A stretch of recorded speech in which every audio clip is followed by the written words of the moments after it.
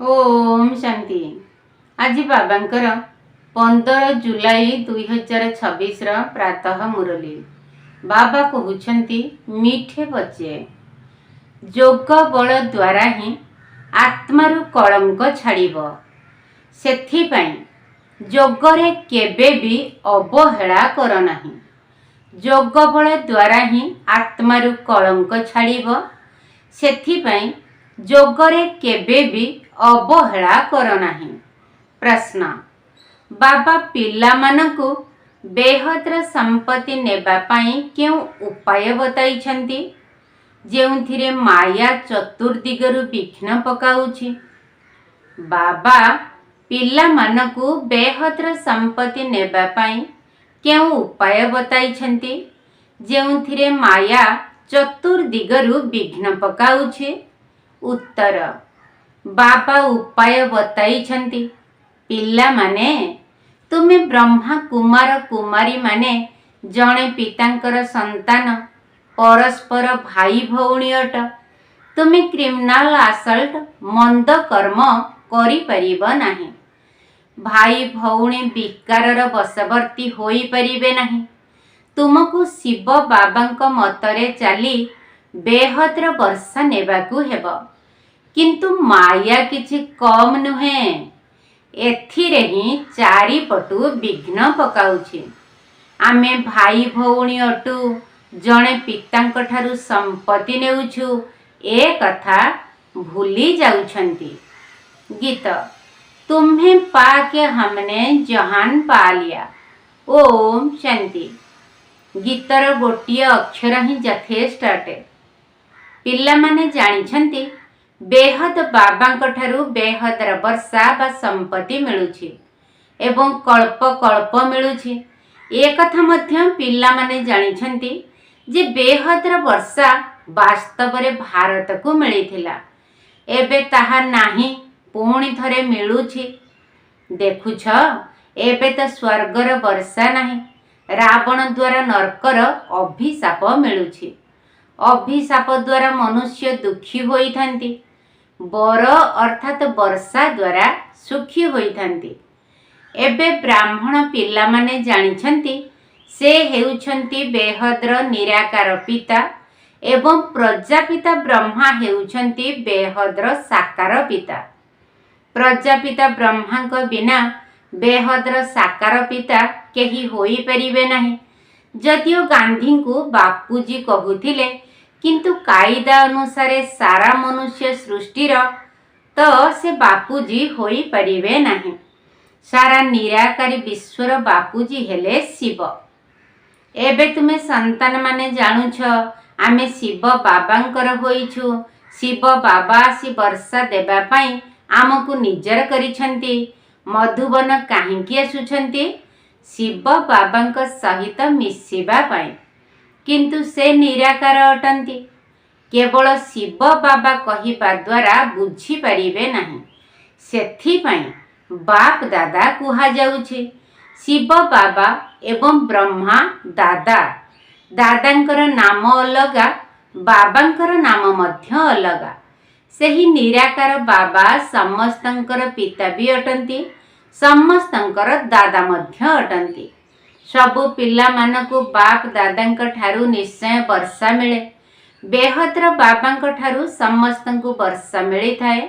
एही बाबा ही समस्तंकर दुखहर्ता सुखकर्ता अटंती। सत्य जुगरे केही भी मनुष्य दुखी होई परिबे नाही। तार नाम ही हेउछि स्वर्ग। से हेउछंती स्वर्गर स्थापन कर्ता ईश्वर पिता। भारत सबुठारु पुरातन अटे, तेबे निश्चय सबुठारु नुआ थिला। सेथिपाई तो एबे सबुठारु पुराणा होइछि। सत्य जुग कली जुग भारत को ही कुहा जाउछि। वास्तव रे भारत स्वर्ग थिला। सेठारे एही लक्ष्मी नारायण राजत्व करुथिले। ए कथा बुद्धि रे अछि। एबे तुमे लक्ष्मी नारायण को मंदिर को गले तुरंत बुद्धि रे आसीबो जे सेमानकु एही वर्षा किपरि मिलिला, ये पूज्य किपरि हेले, केबे राज्य करिथिले, कहा द्वारा राज्य पाइथिले। एही सबु कथा बुद्धि रे आसीबो। आगरू लक्ष्मी नारायण मंदिर को जाई माला गड़ाउथिले। तांको कर्तव्य विषय रे किछि मध्य जणा नथिला। एबे केवल तुमर बुद्धि रे अछि ताहा मध्य क्रम अनुसार। तुमे एबे लक्ष्मी नारायण मंदिर गले खुशी हेब। एमाने एही प्रारब्ध किपरि पाइथिले ताहा बुद्धि रे अछि। संगम जुगरे ही पाइथिले, काहेकि ना संगम जुगरे ही पुराणा दुनिया बदलिब। संगम रे ही बाबा आसी राजयोग शिखाइथिले। ए कथा मध्य जानिछ, बहुत जन्मर शेष जन्म रे वास्तव रे एही ब्रह्मा थिले। ब्रह्मा को द्वारा विष्णुपुरी र स्थापना हुए। एही लक्ष्मी नारायण ही पूर्व जन्म रे वास्तव रे ब्रह्मा सरस्वती थिले। ब्रह्मा को सहित ब्राह्मण ब्राह्मणी माने मध्य थिबे। सत्य जुगरे लक्ष्मी नारायण कर राजधानी थिला ना, निश्चय प्रजापिता मध्य थिबे। तुमे जानिछ आमे पुरुषार्थ करूछु, जेउ माने कल्प पूर्वरु पुरुषार्थ करिथिले ताहा आमे साक्षी होई देखुछु। गोटिए हेला राजकीय कुल, अन्यटी हेला प्रजा कुल। सेथिरे मध्य केही बहुत साहुकार होइथांती, केही कम। राजा मानक भितरे मध्य केही बहुत धनी, केही कम धनी होइथांती। तुमे लक्ष्मी नारायण का मंदिर रे काहाकु भी बुझाई परिबा जे एमाने एही राज्य किपरि पाइथिले। एबे पुणी थरे से निजर राज्य भाग्य नेउछंती। राजधानी स्थापन हेउछि केते सहज अटे। अंबा किए ए कथा मध्य जानी नाहंती। तुमे कहुछ ये तो जगत अंबा अटंती। कल्प पूर्वरु मध्य जगत अंबा जगत पिता थिले। आमे तांकर संतान थिलु। संगम जुगरे बाबा राजयोग शिखाउछंती। जगत अंबांकर संतान मध्य ढेर अछंती, किंतु समस्तंकु तो एठारे मधुवन रे रखी परिबे नाही। एबे तुमको ज्ञानर तृतीय नेत्र मिलिछि। बाबा ज्ञानर सागर अटंती। तेणु निश्चय पिला मानकु ज्ञान ही देबे ना। तांकु ना मनुष्य ना देवता कुहा जाउछि। शिव बाबांकु तांकु परमात्मा ही कुहा जाउछि। तुमे जे कौनसी मंदिर को गले तांकर जीवन कहानी कही परिब। रामक पाई मध्य तुमे बुझाई परिब। चंद्रवंशी कुल एबे स्थापन हेउछि। ब्रह्मा को द्वारा ब्राह्मण मानकर मध्य धर्म स्थापन हेउछि। ब्रह्माकर नाम केते विख्यात। ब्रह्मा को द्वारा शिव बाबा ब्राह्मण मानकु रचना करुछंती। तुमे ब्रह्मा कुमार कुमारी होई थिबारु जानिछ जे आमे एक बाबांकर संतान, परस्पर भाई भौणी अटु। तेणु आमे खराब कर्म करि परिबु नाही। भाई भौणी विकार रे जाई परिबे नाही। बाबा एही जुक्ति रचना करिछंती। ड्रामा अनुसारे तुमे मध्य ब्रह्मा कुमार, आमे मध्य ब्रह्मा कुमारी अटु। वास्तव रे सारा दुनिया बिके अटे, किंतु केही जानी नाहंती। आमे शिव बाबांक मतरे बेहद्र वर्षा नेउछु। माया मध्य कम नुहे, चतुर्दिगरु विघ्न पकाउछि। आमे भाई भौणी अटु, एकमात्र बाबांक ठारु वर्षा नेउछु। ए कथा भूली जाउछंती। ए कथा तो भल भाबरे बुझुछ जे सत्य जुगरे एक ही धर्म रहिब, बाकी सब धर्म समाप्त होई जिवो। ए कथा मध्य पिल्ला माने जानिछंती। एहा कौनसी नुआ कथा नुहे। प्रत्येक 5000 वर्ष पर एही चक्र घुरे। एहार तिथि तारीख मध्य लेखा जाइछि। ए कथा मध्य बुद्धि रे रहिबा दरकार। आमे शिव बाबांक ठारु एही जुक्ति रे वर्षा नेई थाउ। लक्ष्य तो मिली छे ना। बाबांकु याद करी बाबांक ठारु वर्षा नेबाकु हेब। याद अर्थात जोग बल द्वारा ही कलंकी बाहरिब। एथिरे कौनसी भूल न हेउ, सेथिपाई मुरली मिलुछि। पक्का निश्चय बुद्धि थिले तुमे केउ आड़े भी जाई परिब। धरिनिय मुरली मिलु नाही, तेबे भी बुद्धि रे तो अछि ना। आमे बाबांकर होई जाइछु। बाबा बुझाउछंती तुमर आत्मा तम प्रधान होई जाइछि। एबे तुमे बाबांकु याद कले तम प्रधान रु सत्व प्रधान होई जिवो। एही महामंत्र एकमात्र बाबा ही बताउछंती। आउ केही बताई परिबे नहीं। बाबा ही कहउछंती मिठा मिठा पिल्ला माने याद्र बल द्वारा ही तुमको तम प्रधानरु सत्व प्रधान हेबाकु पड़िबो। एही वाक्य रहिछि किंतु काहारी बुद्धि रे आसु नाही। एबे तुमे बुझुछ जे वास्तव रे कल्प पूर्वरु मध्य बाबा एही वाक्य कहिथिले जे देहर सबु धर्म को छाड़ निजको आत्मा मने कर। ये सबु देहर धर्म अटे ना। समस्तंकर पिता जणे ही अटंती। सबु आत्मा माने एकमात्र सही बाबांकु डाकुछंती। पोप मध्य ईश्वर को याद करुछंती, कहउछंती हे ईश्वर पिता दया कर, एही मनुष्य मानकर क्रोधी बुद्धि को बदलाई दियो, तेबे परस्पर मध्यरे लड़ाई करिवे नहीं। बाबांकु तो याद करिवे ना, आउ काहाकु याद करू नाहंती। शिव बाबांकु ही डाकुछंती जे आसी पतितंकु पवित्र कराओ। पवित्र होई गले बिकारी रावणर दुनिया रे रही परिवे नहीं। पुणी निश्चय नुआ दुनिया दरकार। कली जुगरु बदली सत्य जुगत हेब ना। किंतु एतिकी भी कथा केही बुझी पारु नाहंती। जणे डाक्तर आसीथिले कहूथिले एबे तो कली जुग अछि, तेबे कली जुग ही चलिबो।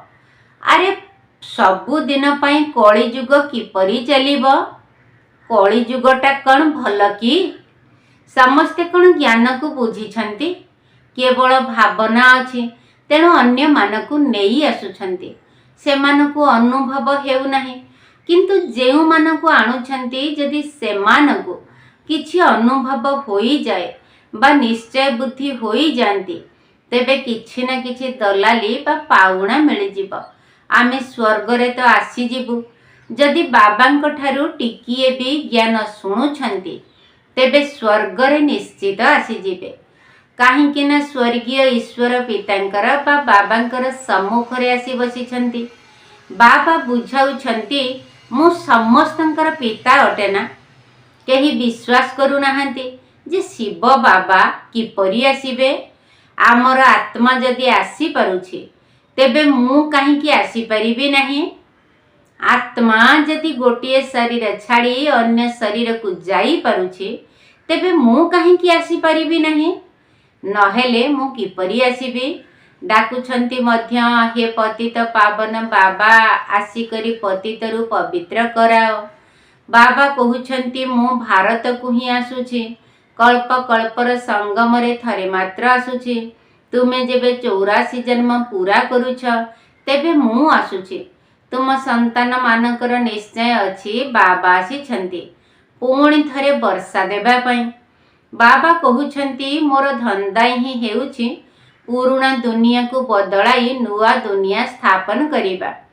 सेथिपाई गायन रहिछि नुआ दुनियार स्थापना, पुराणा दुनियार विनाश हेब। तुमे तापरे पालना करिब। ज्ञानर आलोक मिलिछि ना। कालींक मंदिर देखिले बुझिबे जे एही मूर्ति ठीक नुहे।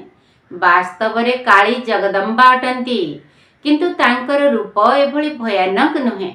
बंगला रे कालींक आगरे बलि चढ़ाई थांती, किंतु किछि हेले भी जानी नाहंती। जगत अंबांक मंदिर को लक्ष लक्ष भक्त आसी थांती। सबु बेले जेपरी मेला ही लगी रहिछि। छोटिया मूर्ति रखा जाइछि ना। तांकर नाम जगदम्बा रखी देइछंती। तेबे जगत अंबा तो जणे हेबा दरकार। सिंध प्रदेश रे कालींक मंदिर किपरि तयारी होइथिला? थरे दुर्गरे बम फुटिला तो जणे फकीर कहिला जे काली माता रागिछंती। बास तापरे से जाई सेठारे कालींक मंदिर करिदेला। तेबे काली किए? किछि भी जानी नाहंती। तुमको एबे ज्ञान मिलिछि एभली कौनसी जिनिस नाही जहाको तुमे जानी नाह। जानिछ जे बाबांक ठारू वर्षा नेउछु, तेणु पूरा पुरुषार्थ करिबा दरकार ना। प्रथम नंबरर दुख सेबे आरंभ होइथाए जेबे कुमार कुमारी विवाह करिथांती। तुमको तो केबे विवाह करिबार ख्याल भी आसीबा उचित नुहे। एबे बाबा कहउछंती एही रावण राज्य समाप्त होई जिवो। एहा हला बिकारी गृहस्थ व्यवहार। देवी देवता मानक पाई गीत गाउछंती। ए कथा काहाकू जणा नाही कि एही देवी देवता मानकू किए निर्विकारी कराई छंती। सत्य युग है संपूर्ण निर्विकारी दुनिया। शास्त्र रे पुणी देखाई देइछंती जे सेठारे मध्य विकार थिला, किंतु ताहा तो हेउछि निर्विकारी दुनिया। विकारी दुनिया एवं निर्विकारी दुनिया मध्य रे केते फरक रही एही कथा आउ कहारी बुद्धि रे नाही। तुमे जानिछ जे एही लक्ष्मी नारायण का राज्य थिबा समय रे केते कम मनुष्य थिले। गोटिए धर्म ही थिला, पुणी वृद्धि होई चलिला। पूरा चक्र मध्य लगाइबाकू पड़िब। तेबे कुहाजिब पूरा पृथ्वीर चक्र लगाइल, समुद्रर चक्र तो लगाई परिबो नाही। सत्य जुगरे कम लोक थिबारु केते कम जागा नेउछंती। एबे मनुष्य सृष्टिर सीमा समाप्त हेबाकू जाउछि। उपरे जो अल्प आत्मा माने रही छंती सेमाने मध्य आसी चली छंती। मनुष्य बढ़ी चली छंती।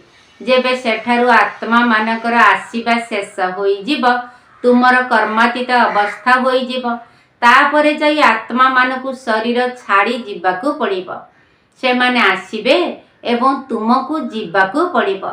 अल्प अल्प संख्यारे आसी चली छंती। एहा तो बुझिबार कथा ना। आमे प्रथमे प्रथमे जाई सेठारे रहिबु। आमे सेठारे थिबा समय आउ केही रहिबा उचित नुहे। ए सब विस्तारर कथा। तथापि मध्य पिला मानकु बाबा कहउछंती, अच्छा निजर प्रिय पिता को याद कर। बाबा को याद कले तुमर फायदा अछि। एही इतिहास भूगोल तो मनुष्य बहुत पढ़ुछंती। बहुत दूर दूर स्थान को जाउछंती। चंद्र को मध्य जाउछंती। एहा हला विज्ञानर गर्व।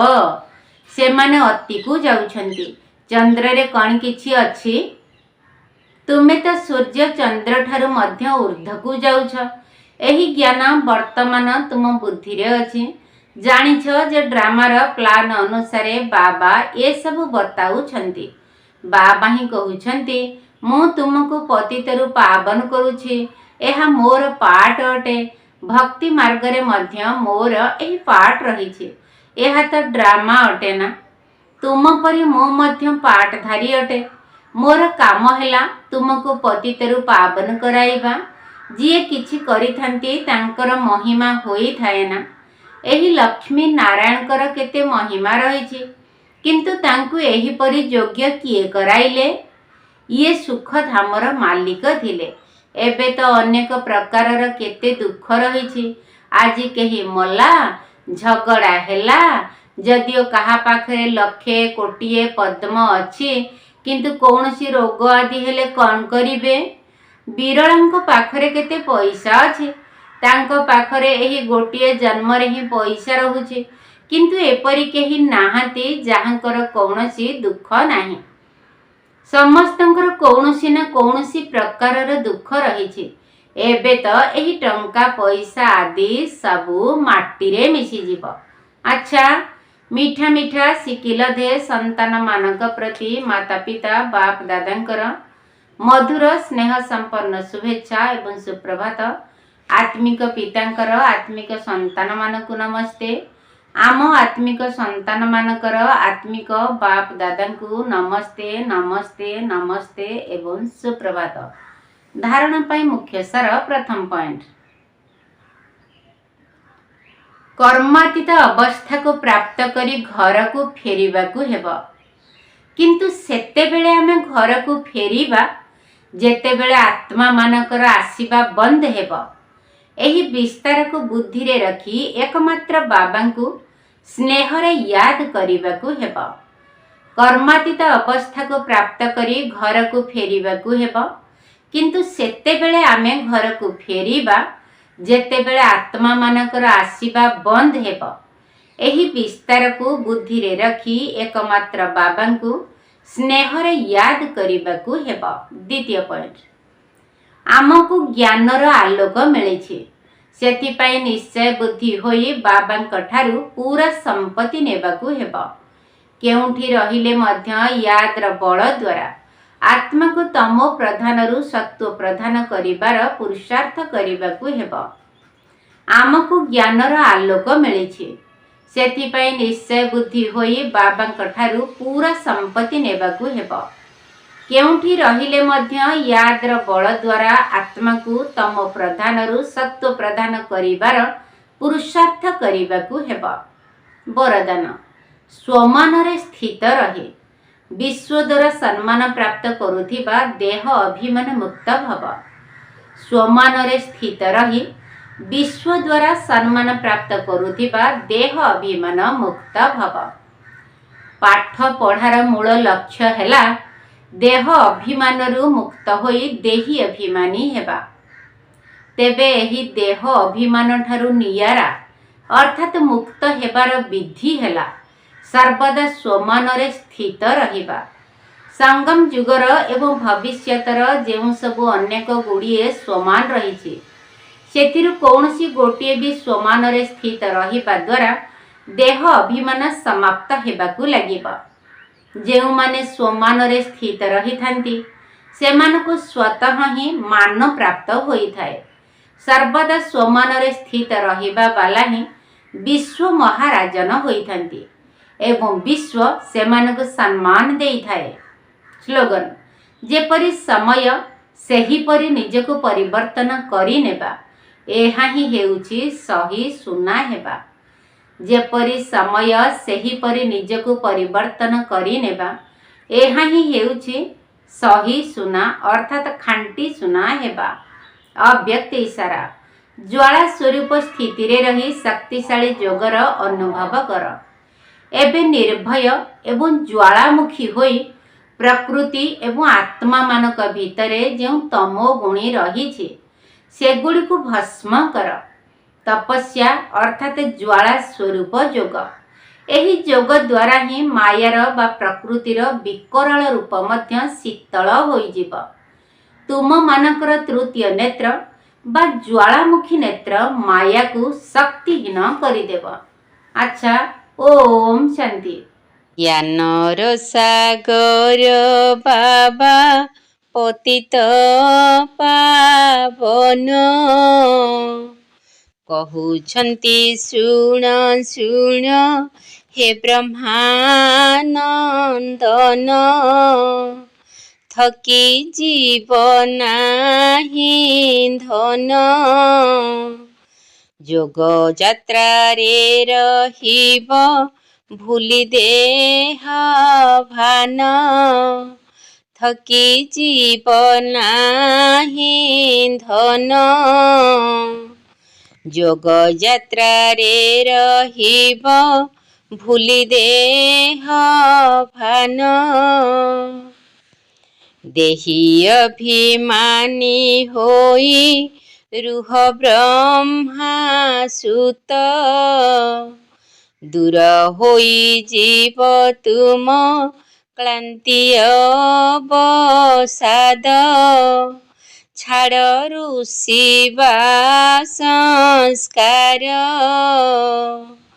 21 ଜନ୍ମ ଭାଗ୍ୟ ପ୍ରାପ୍ତ ତୁମର। ଛାଡ଼ ରୁଷିବା ସଂସ୍କାର, 21 ଜନ୍ମ ଭାଗ୍ୟ ପ୍ରାପ୍ତ ତୁମର। ଶରୀରର ସ୍ମୃତି ଠାରୁ ରହିବ ଦୂରରେ, ଗୁନ୍ଥି ହୋଇଯିବ ତୁମେ ବିଜୟ ମାଳାରେ। ଲୋଭ କର ନାହିଁ ଧନ, ଅହରହ କରୁଥାଅ ବାବାଙ୍କ ଚିନ୍ତନ। ଲୋଭ କର ନାହିଁ ଧନ, ଅହରହ କରୁଥାଅ ବାବାଙ୍କ ଚିନ୍ତନ।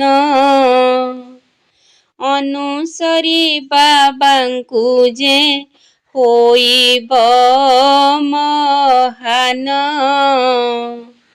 ସର୍ବଶକ୍ତିମାନ ବାବା ପତିତ ପାବନ ଭୁଲି ପୁରୁଣା ସଂସାର ପାଠ ପଢ଼ାରେ ରଖିବ ବୁଦ୍ଧିକୁ ତୁମର ଭୁଲି ପୁରୁଣା ସଂସାର ପାଠ ପଢ଼ାରେ ରଖିବ ବୁଦ୍ଧିକୁ ତୁମର ମାଲିକପଣର ସ୍ମୃତି କରେ ଅଧିକାରୀ ଶିବ ଶକ୍ତି ସ୍ୱରୂପ ଯୁଗଳ ରୂପଧାରୀ ବିସ୍ତାରକୁ ଛାଡ଼ି ଦେବ ସାର ସ୍ୱରୂପର ଅନୁଭବ କରୁଥିବ ବିସ୍ତାରକୁ ଛାଡ଼ି ଦେବ ସାର ସ୍ୱରୂପର ଅନୁଭବ କରୁଥିବ ଜ୍ଞାନର ସାଗର ବାବା ପତିତ ପାବନ କହୁଛନ୍ତି ଶୁଣ ଶୁଣ ହେ ବ୍ରହ୍ମାନନ୍ଦନ ଥକି ଯିବ ନାହିଁ ଧନ ଯୋଗ ଯାତ୍ରାରେ ରହିବ ଭୁଲି ଦେହ ଭାନ